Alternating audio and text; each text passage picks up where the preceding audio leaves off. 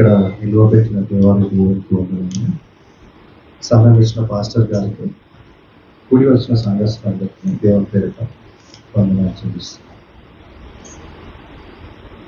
ఈ 6వ మాట చాలా ప్రత్యేకమైనదని నా ఒపీనియన్.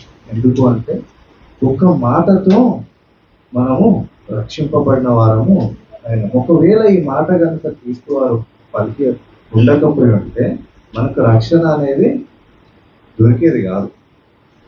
ఈ ఒక్క మాటతో ప్రభువు ఏం చేశారు అంటే ఆది కాండం నుండి మలాకి వారికి ఎన్నైతే ప్రవచనాలు ఉన్నాయో అన్ని ప్రవచనాలను నెరవేర్చడం కాక ప్రతి ఒక్క పాపం, అంతకు ముందు అయిన పాపాలు, క్రీస్తు ప్రభుల వారు శిలువ పైన ఉన్నప్పుడు రోమ సామ్రాజ్యంలో ఉన్నవారు చేసిన పాపాలు, దాని తర్వాత ఇప్పటి వరకు మన పాపాలన్నీ కూడా ఆ ఒక్క మాటతో కొట్టివేయబడినట్టు మనము చూడొచ్చు.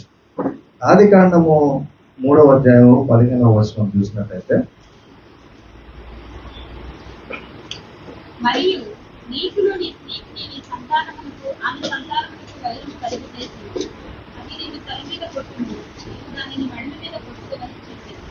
ఇక్కడ మొట్టమొదటి పాపం జరిగినప్పుడు దేవుడు విధించిన ఒక శాపం ఏమని చెప్పానో, అది నీ కాళ్ళ మీద కొట్టినప్పుడు నువ్వు దాన్ని తల మీద కొడతావు అని చెప్తారు. ఎప్పుడైతే క్రీస్తు వారు ఈ మాటను పలికినారో అప్పుడు సాతాను చంపబడింది, సాతాను క్రియను వధించబడింది. ఏదైతే దేవుడు చెప్పాడు ఏమని, తన తల మీద నువ్వు కొట్టెదవు అని ఏదైతే మాట పలికినాడో ఆ మాట అక్కడ సంపూర్తి చేయబడినట్టుగా మనము గమనించవచ్చు. అందుకే క్రీస్తు ప్రభువు వారు చెప్తూ మత్తయి సువార్త 5వ అధ్యాయం 17వ వచనంలో ఒక మాట అంటారు. Matthew chapter 5 verse 17. Matthew chapter 5 verse 17.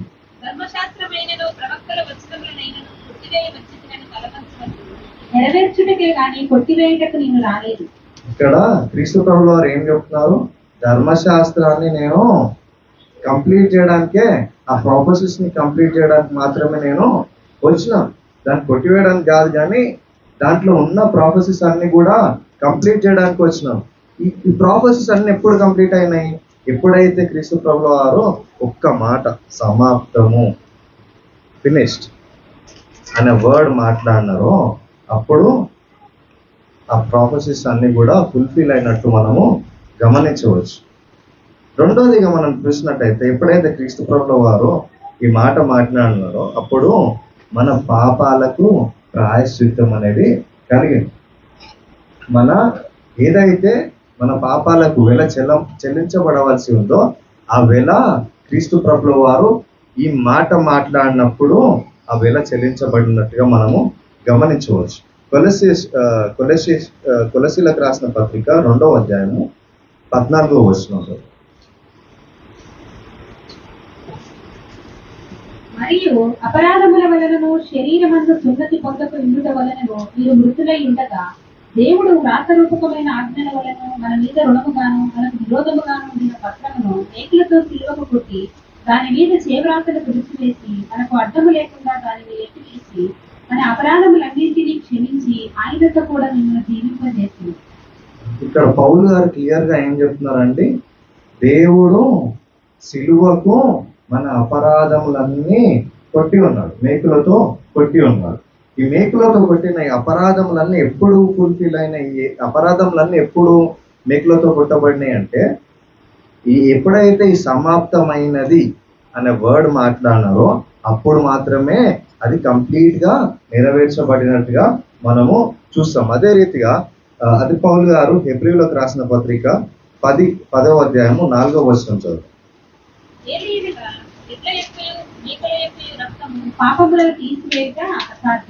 ఇక్కడ ఏం చెప్తున్నారు, ఎడ్ల యొక్కయు పావురముల యొక్కయు గువ్వల యొక్కయు అంటే పశువుల రక్తము వలన పాపము తీసివేయడం అనేది అసాధ్యం.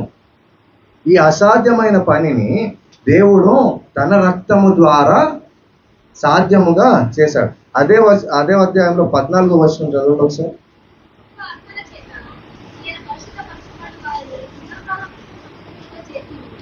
ఇక్కడ ఏం చెప్తున్నానంటే ఒక్క అర్పణ వలన కంప్లీట్ గా ఆ వెలని అనేది చెల్లించడం అనేది జరిగింది. ఈ వెల ఎప్పుడైతే చెల్లించబడిందంటే ఈ మాట సమాప్తమైనది అన్న వర్డ్ ఎప్పుడైతే దేవుడు మాట్లాడినాడో అప్పుడు ఈ ప్రాఫెసీ అనేది ఫుల్ఫిల్ అయినట్టుగా మనము గమనించవచ్చు. అదే రీతిగా మనం గమనిస్తే సాతాను మీద విజయం కూడా ఈ మాట ద్వారానే దేవుడు కలిగి ఉన్నాడని మనం గమనించవచ్చు. హెబ్రీయులకు రాసిన పత్రిక 2వ అధ్యాయము 14వ వచనం చదువుతాం. కాబట్టి ఆ పిల్లలు రక్తమాంసములు గలవారైనందున ఆ ప్రకారమే మరణము యొక్క బలము గలవారిని అనగా అపవాదిని మరణము ద్వారా నశింప చేయుటకు జీవిత కాలమంతయు మరణ భయము చేత దాస్యములకు లోబడిన వారిని విడిపించుటకును ఆయన కూడా రక్తమాంసములలో పాలివాడాలి. ఇక్కడ ఏమంటున్నారు పౌలు గారు? జీవితం అంతయో పాపంలో మనం ఉన్నప్పుడు ఆ పాపం నుండి విడుదల ఎక్కడ జరిగిందండి? దేవుని రక్త మాంసములు ఎప్పుడైతే చీల్చబడ్డాయో అప్పుడు ఆ పాపములకు ప్రాయశ్చిత్తం అనేది జరిగింది. ఇవన్నీ జరగాలంటే క్రీస్తు ప్రభువు వారు చేయాల్సిన పని ఏంటంటే తన ఆత్మని దేవునికి అప్పగించుకోవడం, తను వచ్చిన కార్యమును కంప్లీట్ చేయడం. ఇదంతా ఎప్పుడు జరిగింది? కేవలము ఒక్క వర్డ్, ఒక్క మాట. ఆ ఒక్క మాటతోనే ఈరోజు మనం క్రైస్తవులుగా జీవించు వారమే ఉన్నాం. ఆ ఒక్క మాట వల్లనే మనకు ఈరోజు నిరీక్షణ అనేది ఉంది. కానీ ఈరోజు మనము మనల్ని ప్రశ్నించుకోవాల్సిన క్వశ్చన్ ఏంటంటే, దేవుడు తన కార్యాన్ని చేశాడు, కంప్లీట్ చేశాడు. ప్రతి గుడ్ ఫ్రైడే ఈ వర్డ్ని మనం వింటాము. మన లైఫ్స్లో ఎన్నో గుడ్ ఫ్రైడేస్లో ఈ మాటను విన్నాము. కానీ దేవుడు మనకు అప్పగించిన పనిని మన జీవిత కాలంలో మనము సంపూర్ణంగా చేస్తున్నామా లేదా అనేది ఒక ప్రశ్న మనల్ని మనము వేసుకోవాలి. పౌలు గారు అయితే చెప్తారు, తిమోతికి రాసిన పత్రికలు తిమోతికి చెప్తా ఉంటాడు. ఏమని చెప్తాడు? మంచి పోరాటము పోరాడితేనే నా పరుగు గడము తీసుకుంటేనే నా కొరకు జీవ కిరీటము ఉందని ఆయన దృఢంగా చెప్పినట్టు మనం గమనిస్తాం. ఇప్పుడు దేవుడు నిన్ను సృజించినప్పుడు దేవునికి కలిగిన ప్రణాళికలో నడుస్తున్నావు. ఆ ప్రణాళికలో దేవుడు ఏదైతే ప్రణాళికని కలిగి ఉన్నారో ఆ ప్రణాళికలో ఉన్నావు. 75 సంవత్సరాలు కలిగిన అబ్రహామును పిలిచినప్పుడు దేవుడు ఎలా చెప్తే అబ్రహాము అలా నడిచాడు. 40 సంవత్సరములు మోషేను నడిపించినప్పుడు అనేక జనములకు తనకిచ్చి నడిపించినప్పుడు మోషే కూడా దేవుడు నడిపించిన విధంగానే నడిచినట్టు మనం గమనిస్తాం. దాని తర్వాత యెహోషువ, కాలేబు వీరంతా కూడా దేవుడు ఏ రీతిగా అయితే వారిని నడిపించినారో అదే రీతిలో వారిని నడిపించి వారికి అప్పగించిన కార్యములను వారు సంపూర్ణంగా చేసిన వారుగా మనకు కనిపిస్తారు. నూతన నిబంధనకు వచ్చినప్పుడు పౌలు గారు కానివ్వండి, లూకా గారు కానివ్వండి, వీరందరూ కూడా దేవుడు వాళ్ళని ఏ రీతిగా అయితే నడిపించినారో, ఏ సంఘంలోకి అయితే నడిపించినారో, ఏ ప్రాంతంలోకి అయితే నడిపించినారో ఆ ప్రాంతంలో వారు సంపూర్ణమైన సేవను చేసి వారి జీవితాలను ముగించినట్టుగా మనం గమనించవచ్చు. ఈరోజు దేవుడు నీకు కలిగిన ప్రణాళిక, నీ పట్ల కలిగిన ప్రణాళికలో నువ్వు దేవుని అడుగుతున్నావు. నీ పరుగును నువ్వు దేవుని చిత్త ప్రకారము పరిగెడుతున్నావు. దేవుని వాక్యం చెప్తుంది ఏమని? కోట విస్తారం కానీ పోయేవారు కొలువై ఉన్నారు. అనేక జనములకు సువార్త ప్రకటించబడవలసి ఉన్నది. అనేక జనములకు సువార్త ప్రకటించు భారము మనపై ఉన్నది. కానీ ఈ ఏదైతే భారము దేవుడు మనపై మోపినాడో ఆ భారాన్ని మనము సంపూర్ణంగా చేస్తున్నామా లేదా అనే ప్రశ్నను మనము ఈరోజు వేసుకోబద్ధమై ఉన్నాం. పౌల్ గారు అంటారు, క్రీస్తు విషయంలో అంటారు, ఓ మరణమా విజయం ఎక్కడ, ఓ మరణమా నీ ముళ్ళు ఎక్కడ. ఫస్ట్ కొరింథియన్స్ చాప్టర్ 15 verse 55 అంటారు. దేవుడు మరణం పైన విజయాన్ని మనకు కూడా ఇచ్చినాడు. దేవుడు మరణం పైన విజయాన్ని మనకి ఎట్లా ఇచ్చినా అంటే నిత్య జీవం ఉన్నదన్న నిరీక్షణతో. కానీ ఈ నిత్య జీవం పొందాలంటే మనం ఏం చేయాలి? ఈ నిత్య జీవం పొందాలంటే మనం కూడా క్రీస్తు ఏదైతే మాట అన్నారో ఆ మాటను పోలి నడుచు వారమై ఉండాలి. ఎప్పుడైతే క్రీస్తు మనకు అప్పగించిన భారాన్ని మనము సంపూర్ణంగా చేస్తామో అప్పుడే మనకు నిత్య జీవం కలిగే ఛాన్స్ అనేది ఉంటుంది. దేవా అని పిలిచిన ప్రతివాడు పరలోక రాజ్య వారసుడు కాడు. అనేక మార్లు క్రీస్తు చెప్తాడు, 10 మంది ఉన్న చోట 5 ఎత్తబడతారు, 5 విడవబడతారు. క్రీస్తు చనిపోక ముందే, ఈ భూమి రూపించబడక ముందే క్రీస్తు వారికి ఈ విషయాలన్నీ కూడా తెలుసు. అందుకే అంటారు కదా, మంచి మాట అంటారు, అది నీ గర్భంలో రూపింపబడక ముందే నీ దినములన్నీ నేను. అంటే మన పట్ల దేవునికి ఒక ప్రణాళిక మనం గర్భంలో రూపింపబడక ముందే కలిగి ఉన్నాడు. కానీ మన జీవితాలను బట్టి, మన శరీరాశలను బట్టి, మన నేత్రాశలను బట్టి మనము డీవియేట్ అయిపోయి దేవుని కార్యములు చేయవారం కాక ఇహలోకంగా కార్యములు చేయవారమై ఉంటున్నాం. పాస్టర్ గారు మార్నింగ్ చెప్పారు కదా, మనం ఎవరిని ప్లీజ్ చేయడానికి ఉన్నాం.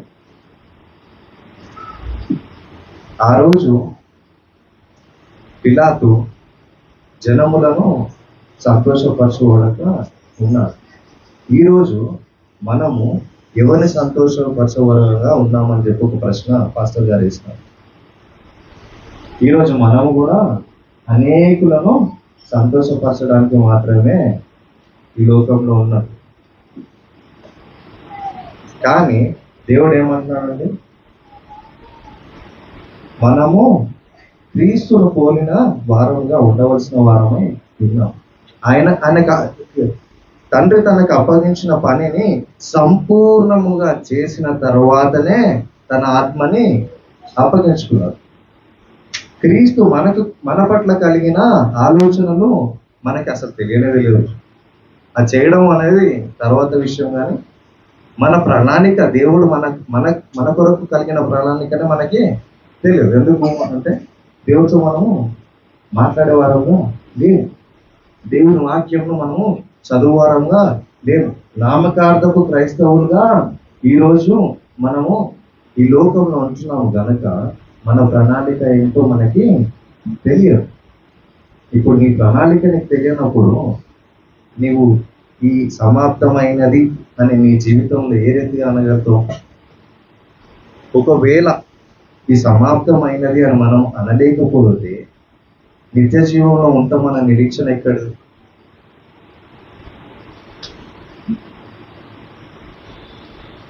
సిల్వలో ఎవరైనా దొంగ అయితే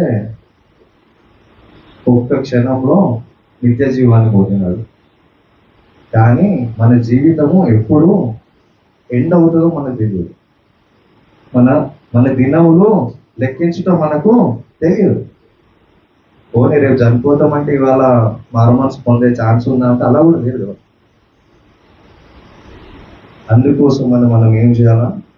దేవుని ప్రణాళికలు పౌలు చెప్పినట్టు పౌలు కలిగిన సాక్ష్యాన్ని మనం కూడా కలిగి ఉండటానికి ప్రయత్నం మాత్రం చేయగలుగుతాం. ఆయన ఏం చెప్తాడండి? పౌలు సాక్ష్యం ఏంటి?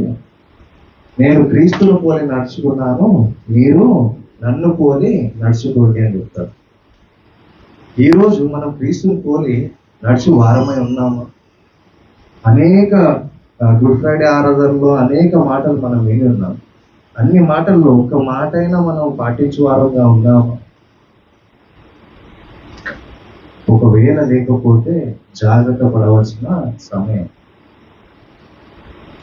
పెళ్లి కుమారుడు ఎప్పుడు వస్తాడో తెలియదు. బుద్ధి లేని కన్యకల వల్ల మనం ఉంటే నిత్య జీవాన్ని కోల్పోయే వారంగా ఉంటాం.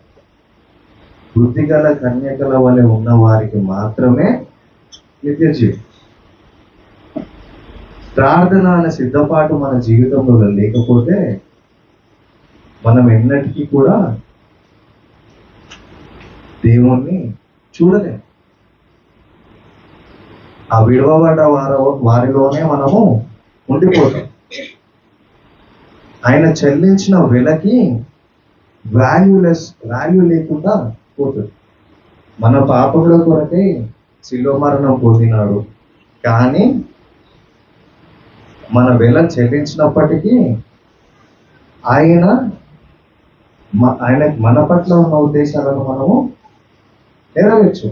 ఇప్పుడు మనము మార్కెట్లో వెళ్ళి ఒక ప్రోడక్ట్ వస్తున్నాం అనుకోండి, అది మనం చెప్పినట్టు మనకు కావలసినట్టు పని చేయకపోతే మనం ఏం చేస్తాము? తీసుకుపోయి రిటర్న్ ఇస్తాం, లేదంటే దాన్ని తీసి ఏదో ఒక మూలలో పడిస్తాం కదా. ఇప్పుడు క్రీస్తు నీ కొరకు నా కొరకు సిలువలో వెల చెల్లించినాడు అంటే మనము తన వారమై ఉన్నాం. తన రక్తం అనే వెలను పెట్టి కొన్న వారం మనం. ఇప్పుడు ఆ వెలను పెట్టి కొన్నాక ఇప్పుడు క్రీస్తు మన పట్ల ఉన్న ఆశని, మన పట్ల ఉన్న ప్రణాళికని మనం పాటించకపోతే క్రీస్తు మనల్ని ఏం చేయాలి? క్రీస్తు కూడా